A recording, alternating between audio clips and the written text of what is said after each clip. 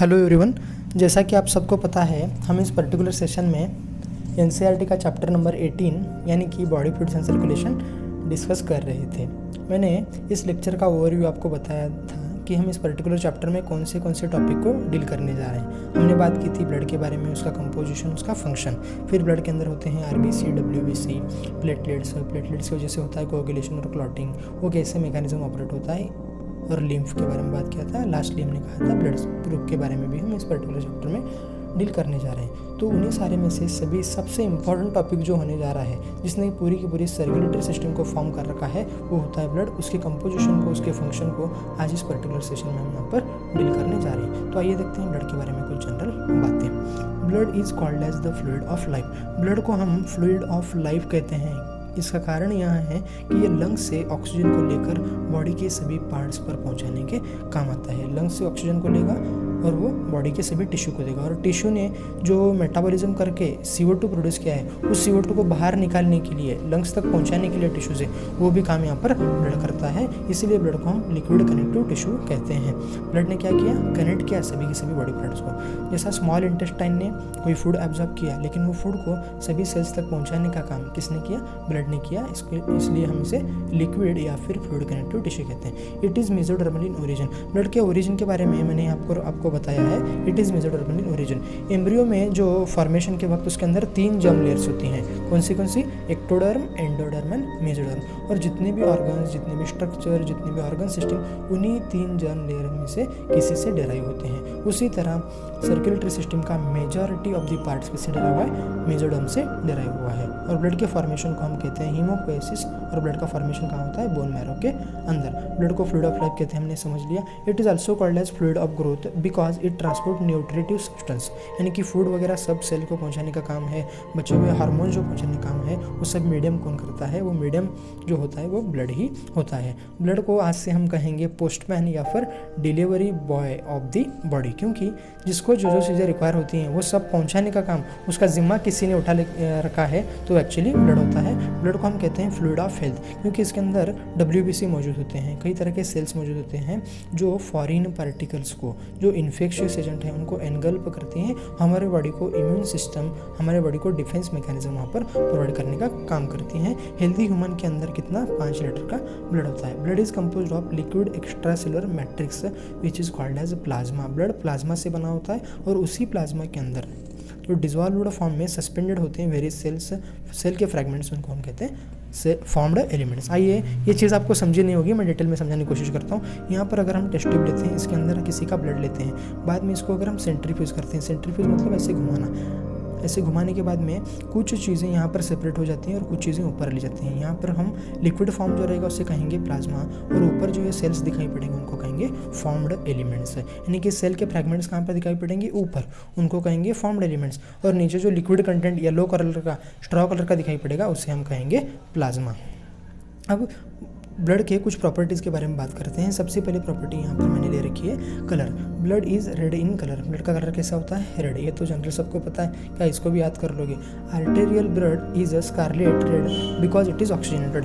अगर oxygenated blood होगा तो उसको हम स्कारलेट रेड कहते हैं, वो उस तरह का दिखाई पड़ता है। आर्टरी क्या होती है? Away from the heart. A for artery याद रखो, A for artery. Away from the heart, heart से अवे ले जाना है, तो हार्ट में पूरा ऑक्सीजनेटेड ब्लड होगा तभी तो हम उसे पंप करेंगे और वहाँ से अवे ले जाएंगे। और टुवर्ड्स दी हार्ट जो लेकर जाते हैं वहाँ पर वीनस ब्लड होगा। वीनस ब्लड को ले जाने का पर्पस सारी बॉडी के सेल से कनेक्ट करेंगे, फिर उसे ऑक्सीजनेटेड करने ले जाना है, तो उसके अंदर ज़्यादा कार्बन डाइऑक्साइड होगा, ऑक्सीजन की लेवल कम होगी, इसलिए वो थोड़ा सा पर्पल रेड कलर वहाँ पे दिखाई पड़ता है। ब्लड का वॉल्यूम हमने बात की, एवरेज वॉल्यूम 5 लीटर के होते हैं हेल्दी ह्यूमन के अंदर, हेल्दी एडल्ट ह्यूमन के अंदर। न्यूबॉर्न बेबी में वॉल्यूम जो होता है थोड़ा सा कम होता है, थोड़ा सा नहीं, बहुत ही कम होता है, 450 ml होता है। लेकिन जब तक प्यूबर्टी एजिंग होते होते आते हैं 18-20 ईयर्स तक, तब तक ये 5 लीटर बन जाता है। ब्लड का pH जो है स्लाइटली अल्कलाइन होता है, pH 7.3 to 7.4।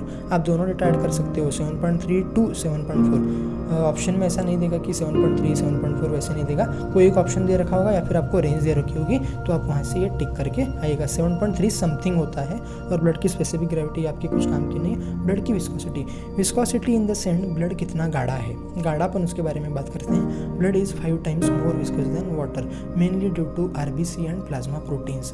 मतलब पानी के अंदर सिर्फ नॉर्मल वाटर के मॉलिक्यूल्स हैं ना, लेकिन ब्लड के अंदर जो है वाटर कंटेंट भी है, साथ ही साथ कुछ प्रोटीन्स हैं, कुछ सेल्स भी हैं। उसकी वजह से वो थोड़ा पानी के कंपैरिजन में थोड़ा ज़्यादा गाढ़ा हो जाता है। ब्लड के कंपोजिशन के बारे में हमने बात की थी। ब्लड के अंदर क्या होता है? प्लाज्मा।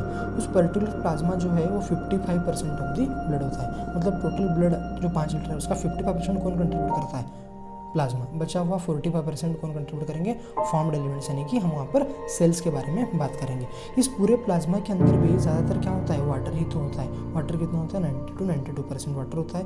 सॉलिड्स होते हैं 7 to 8% और कुछ गैसेस भी वहाँ पर दिखाई पड़ते हैं, ऑक्सीजन, CO2 एंड नाइट्रोजन। हमें सबसे यहाँ पर याद रखने की वाली जो चीज़ है वो होती है सॉलिड। सॉलिड के अंदर हम ऑर्गेनिक में क्लासीफाई करते हैं और इनऑर्गेनिक में। ऑर्गेनिक में जो होते हैं, अभी जैसे हमने विस्कोसिटी के बारे में बात किया कि ब्लड के अंदर जो है पर्टिकुलरली प्लाज्मा के अंदर कई सारे प्रोटीन्स मौजूद होते हैं। वो प्रोटीन्स, उनको हम कहते हैं प्लाज्मा प्रोटीन्स। टाइप देखिए उनके, पहला आता है albumin, globulin and fibrinogen. Albumin जो है ऑस्मोटिक प्रेशर मेंटेन करने में, ऑस्मोरेगुलेटिव ऑस्मोटिक बैलेंस मेंटेन करने में उसका योगदान रहता है। और ग्लोबुलिन, ये याद रखिएगा, जो हमारे इम्यूनोग्लोबुलिन एंटीबॉडीज होते हैं वो ग्लोबुलिन के बने होते हैं। तीसरा जो प्रोटीन होता है प्लाज्मा में उसको कहते हैं फाइब्रिनोजन। एक थंब रूल आप बायोलॉजी में याद रखिए, जिसके सामने भी, जिसके आखिर में जेन लगा होता है वो यानी कि इनएक्टिव फॉर्म में होता है। ये फाइब्रिनोजन इनएक्टिव फॉर्म में होता है। जब तक हमारे बॉडी को कोई कट नहीं लगता, कहीं इंजर नहीं लगती, तब तक ये एक्टिव नहीं होता, कोई क्लॉट फॉर्मेशन नहीं करता। मतलब फाइब्रिनोजन जो है क्लॉटिंग और कोगुलेशन में इसका इन्वॉल्वमेंट होता है। प्लाज्मा के अंदर कुछ अमीनो एसिड्स भी होते हैं, इसेंशियल और नॉन इसेंशियल फैट्स होते हैं, और सब में कार्बोहाइड्रेट में इंपॉर्टेंट जो है कार्बोहाइड्रेट ग्लूकोज, जिससे हम एनर्जी डराइव करते हैं। कुछ नॉन प्रोटीन नाइट्रोजनस डेरिवेटिव्स भी होते हैं, वेस्ट होते हैं, एक्चुअली हम इसे बॉडी में से रिमूव करते हैं। एंजाइम, हार्मोन्स, एंटीबॉडी सब कहाँ पे मौजूद होते हैं? प्लाज्मा के अंदर ही मौजूद होते हैं। और इनऑर्गेनिक में पर्टिकुलरली बात करते हैं हम आयंस एंड मिनरल्स की, sodium, calcium, magnesium, potassium, bicarbonates. Bicarbonates का फॉर्मूला आप मेरे को कमेंट में ज़रूर बताना। क्लोराइड पर Cl-, फॉस्फेट्स होते हैं आयरन, कॉपर्स, और गैसेस के बारे में हम बात कर चुके हैं। अब बात करेंगे ब्लड सेल्स के बारे में। ब्लड टोटल अगर 100% माने, उसमें से 55% कौन था? प्लाज्मा था। तो बचा कितना? 100 - 55, तो 45% ब्लड सेल्स होंगे। ब्लड सेल्स को हम क्या कहते हैं? Formed elements. फॉर्म्ड एलिमेंट्स मांगे एरिथ्रोसाइट्स। एरिथ्रोसाइट्स यानी कि RBC, WBC यानी कि ल्यूकोसाइट्स, और बचे थ्रोम्बोसाइट्स यानी कि platelets. Erythrocyte, leucocyte, platelets.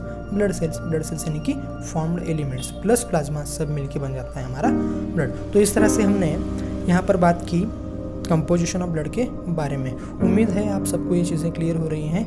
Next lecture में हम पर्टिकुलर एरिथ्रोसाइट्स के बारे में बात करेंगे, फिर ल्यूकोसाइट, फिर प्लेटलेट्स, फिर मैकेनिज्म ऑफ क्लॉटिंग और कोएगुलेशन। तब तक के लिए पढ़ाई करते रहिए। Wish you all the best and thank you so much.